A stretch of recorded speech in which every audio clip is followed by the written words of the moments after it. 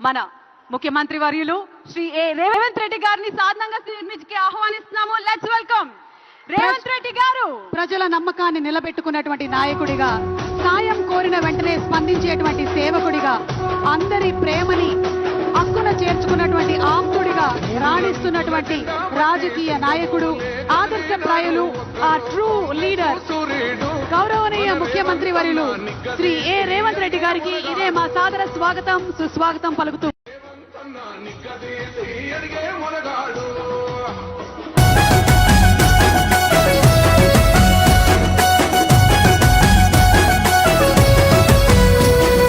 దడులెన్ని జరిగిన గాని దడువలేదు రేవంతన్నా, గంతకంతా ఎత్తుకు ఎదిగాడో.